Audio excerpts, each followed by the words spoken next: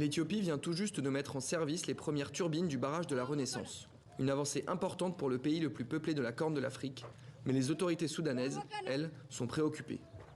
Au ministère soudanais de l'Irrigation, Mustafa Hussein dirige le comité technique de négociation pour le barrage éthiopien. Selon lui, cette action a été une fois de plus prise de manière unilatérale par l'Éthiopie. Nous n'avons pas été informés officiellement par les Éthiopiens de la mise en service de leurs turbines, même si nous nous y attendions. Ils ont soudainement inauguré leurs turbines sans nous le dire.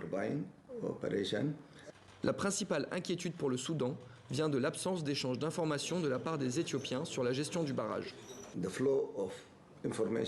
Les informations sur la gestion du barrage doivent nous être transmises quotidiennement et tout au long de l'année, afin que nous puissions adapter la gestion de nos barrages. Si cela n'est pas fait, cela risque d'affecter tout le pays. Sur l'île de Touti, les habitants sont partagés sur la question du barrage éthiopien. Chaque année, les inondations venues du Nil bleu menacent les habitants. L'île a perdu beaucoup de terres cultivables et le barrage pourrait être une solution à ce problème pour les agriculteurs. En 2020, Anas a vu une grande partie de ses champs disparaître lors des inondations. Jusqu'au Tuk-Tuk là-bas, il y avait des champs. Le Nil était là-bas. Avant, il y avait des arbres fruitiers. Les gens vivaient là. Mais en 2020, tout a été englouti par les inondations.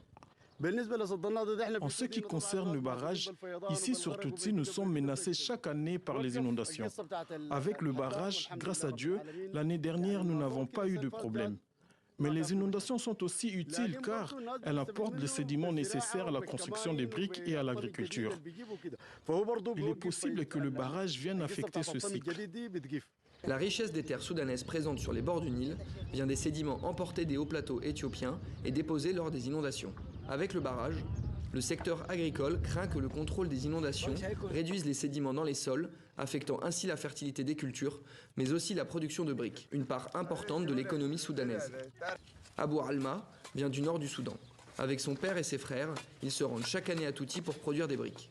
Avec sa famille, ils dépendent de la bonne qualité du sol pour gagner leur vie. Si le barrage de la Renaissance diminue les inondations, cela risque de réduire les sédiments sur le sol.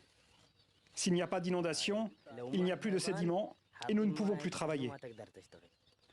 En raison du manque de coopération entre les deux pays, les conséquences de ce projet demeurent très floues, aussi bien pour les dirigeants soudanais que pour les petits agriculteurs.